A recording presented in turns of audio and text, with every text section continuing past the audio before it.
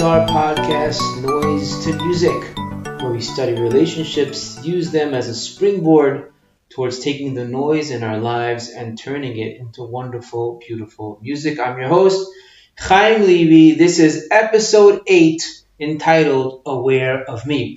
Today's episode, we are going to be discussing self-awareness. It's going to be broken up into a few parts. Number 1, what is self-awareness? 2 types of self-awareness. Where do we find self-awareness in the Torah?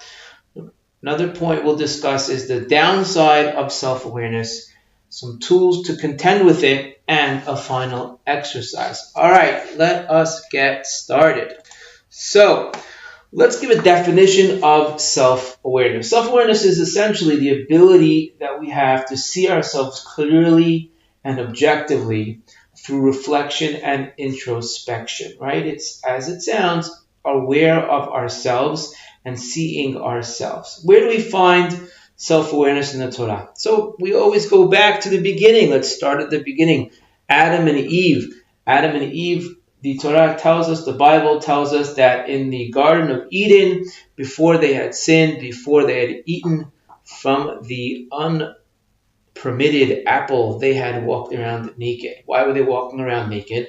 Because they saw and felt that everything that God created was positive and couldn't be used for anything negative with any negative connotations or anything like that. Once they ate from the apple, they sinned, they listened to the snake. Now confusion entered into them. Now things weren't so clear anymore. Now they were self-aware, but in a way that they felt like they had to hide. It took them to that place. Things weren't clear how to be used for the positive and for the correct. So therefore, they had to cover themselves. I'm not saying we should walk around uncovered. That's not my point, but I'm just pointing out the difference between when someone becomes self-aware and he is confused by it and feels necessary, for example, to cover or kind of places it inside. So that's where they all of a sudden, Adam and Eve became self-aware, of themselves, and now things were not so simple to them anymore, that everything was given, and positively used by God, so they had to cover it. There are 2 types of self-awareness. Self-awareness has a good side, okay, and it has a side that's crippling. The first type we'll discuss is called internal self-awareness. As it sounds, where a person becomes too aware of their own thoughts. Okay, they're kind of caught up in their thinking process. There's a term called metacognition, which is you're kind of caught up in what you're thinking, and your mind is racing over and over again. You can't break free of it, right? That's internal. Why is that internal? I'll give an example. So it's something that only you know about, and it's something that only you're aware of and caused by yourself to an extent. You look in the mirror and you say, oh, I don't really look good, or this makes me look skinny, or this makes me look fat, or oh no, look at, this, my hair is this way and that way, right? Those are thoughts that are racing through your mind, caused essentially by you paying attention to yourself, all right? Now, you notice that you can't stop thinking about a certain thought. You become a little obsessive about it. That's called internal self-awareness, because you're worried about something. You're concerned about something. Someone loses their phone, or they're not sure they're going to have enough money to pay, a bill, or something to that extent. Those are thoughts that are going inside our mind, and that's internally. You see someone, other examples, you see someone that you're attracted to, that you're impressed by, or you want to make a good impression, and they see you as normal and so on and so forth, but you're nervous, okay? Now, where could this be a challenge? In this situation, it could be a challenge because it doesn't free our thoughts to be productive. We kind of get caught up in our own mind, in our own concerns, and it's kind of like when you take YouTube and you put it on loop, you press the little loop button, it just keeps playing again and again and again. You can't listen to any other song. So internal self-awareness, when it becomes too much, it becomes crippling. It's necessary and very necessary. A person has to have an understanding and a sensitivity to where their emotions are holding, and we'll discuss it a little bit later, right? So it's very necessary. Somebody who isn't aware of their internal emotional state is not in a good place, because then they can make certain decisions that aren't smart. But when we're too sensitive and we're too caught up in our thought, we're too self-aware, that's when it's kind of crippling. Now, the other form of self-awareness is called external self-awareness. What is that? That generally takes place in a public forum. We're busy with the thoughts like, what do others think about me? What are their impressions? Do they think I'm foolish? Do they think I'm smart? You walk into a room and you kind of feel like all eyes are on me. You go to your boyfriend, or you go to your husband or your spouse's family for the first time. You're sitting on the couch. You're very self-aware. You're not yourself, essentially. And that's okay. That's normal. A person doesn't have to see that as a negative, right? We don't have to see it as a negative. Just be aware that this is going on right now. But that's an example of external self-awareness. You feel when it comes to a point where you feel like you're the center of attention. Now, that could be great, because being the center of attention in many situations is very healthy and very good, right? But sometimes it can work against us, okay? If you become internally self-aware of yourself and you realize, hey, I'm a little anxious right now. Started my day on the left foot, a little bit of a tough start, so I'm a little anxious, so I'm internally self-aware. Now that I'm in public, I just have to be a little bit more sensitive to the fact that I might not have as much patience. That's combining internal self-awareness and external self-awareness into a good place, right? That's great. You need to know how you're feeling emotionally so you know how to react and to function in a public setting. However, when internal self-awareness cripples us and then it makes us shut down in a public setting, that's when it becomes a challenge. That leads towards stress. That leads towards anxiety. It's an unpleasant feeling of self-awareness. Internally, you're scared to do anything. It's kind of like an overthinking. And I was giving class, and I asked the class to raise their hand. I said, who here overthinks? And 90% of the class raised their hand. They said, yeah, we overthink a lot. And a bunch of were saying we overthink before the action, but sometimes we overthink after the action as well. We make a decision and we just keep rethinking it and letting it play in our mind and playing in our mind. Michael Jordan, a famous basketball star, said, once I made the decision, I went with it. Of course, it's important not to be stubborn and not to be arrogant, but sometimes it's important to have confidence. I made the decision. Let's go forward with it. The overthinking situation, the extra self-awareness that we have, the heightened self-awareness where we're rethinking and we're just sensitive to our thoughts all the time, doesn't get us, in many situations, it gets us not to do something. It's like someone who's planning a business, or planning a trip, and planning a trip, but they never really execute. They never really do it, right? They have this, they're caught up in their thoughts. So it becomes crippling. So whether it's caused internally just by something that has to do with me, or whether it's external, it needs to be balanced. And we have to be able to have the confidence at a certain point to say, I've made my decision. I'm moving forward. I'm not scared of how I'm going to look.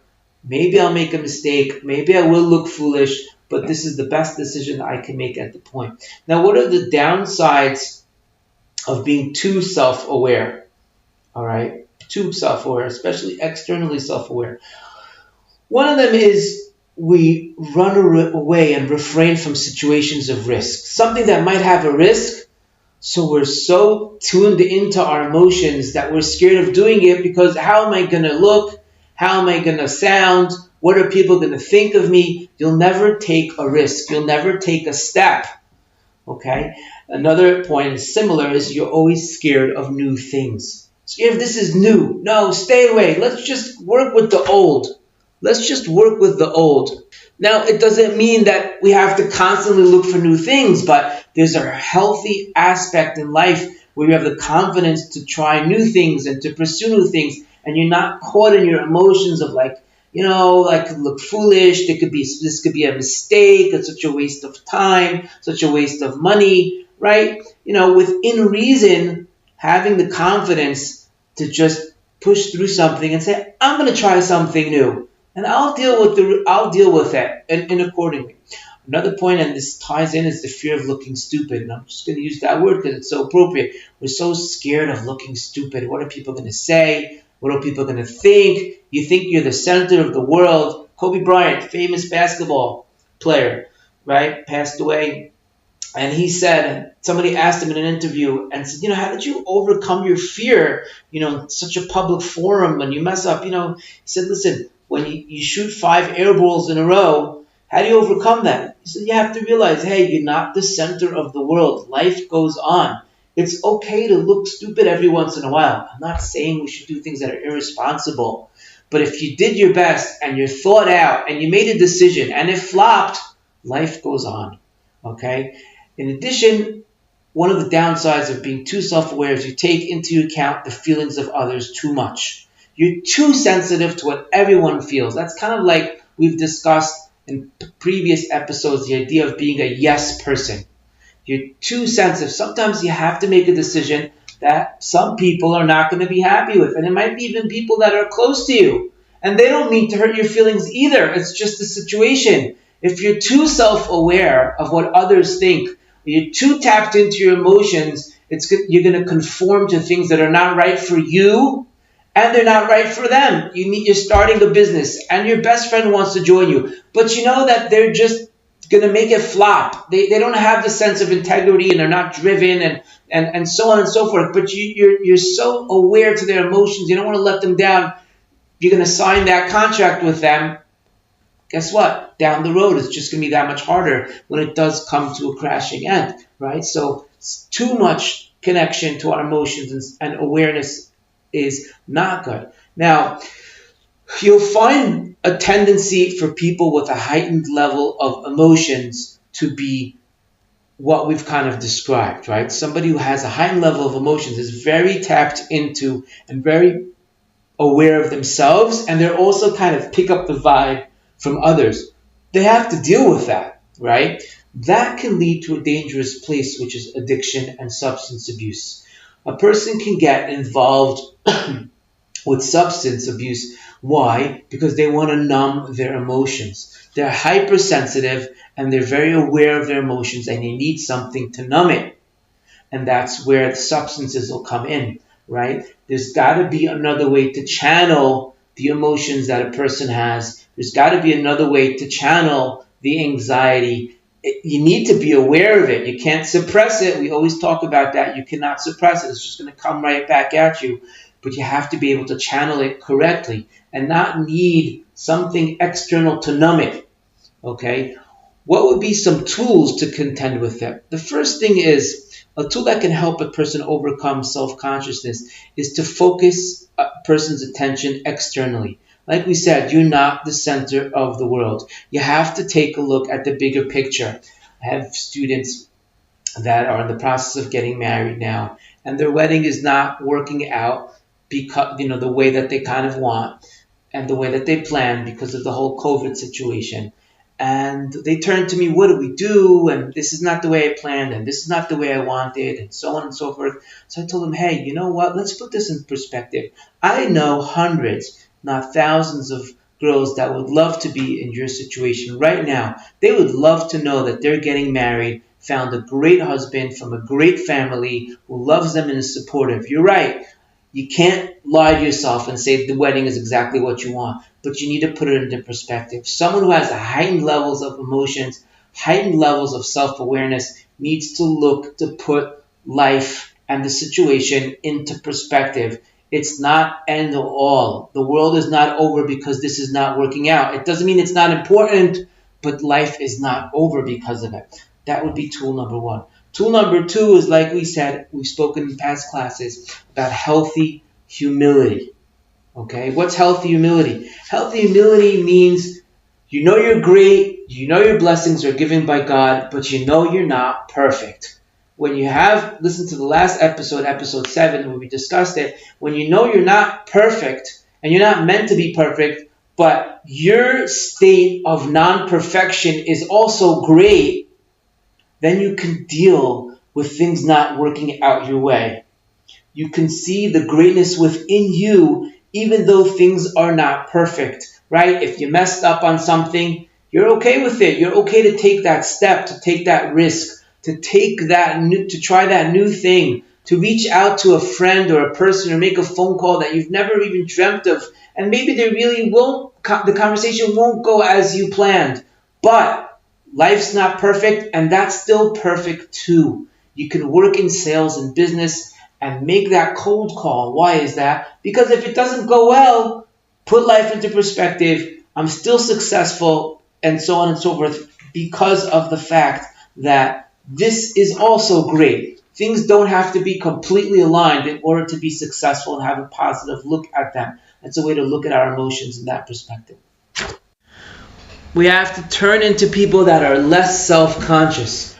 Once a person sees that they don't have to be perfect, and in fact they're not, none of the tzaddikim were perfect. Moshe Rabbeinu sinned, Avraham, Adam sinned, King David sinned, and they were great and beloved by God. We're released from the need to appear to others as a perfect human being. And then we become less self-conscious. When you don't feel you have to be perfect, but being not perfect is also great, you're set free from how you look from others. You can make your own real decisions. True humility allows you to enjoy life. You can be who you really are.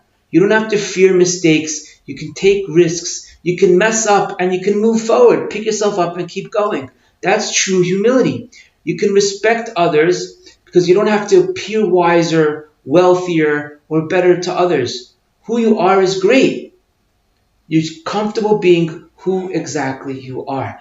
2 exercises I'd like to suggest in order to strengthen this. One is doing something, anything small that's out of the ordinary, out of your comfort zone. Do something out of your comfort zone. Wear something, say something, go somewhere, call someone, all in a positive atmosphere. That helps you become and channel your self-awareness and channel your emotions of discomfort or channel that feeling of being caged up. The second is mirror meditation.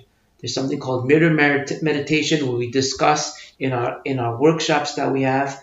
And those 2 things help you really use and channel your self-awareness, because we don't want to suppress it.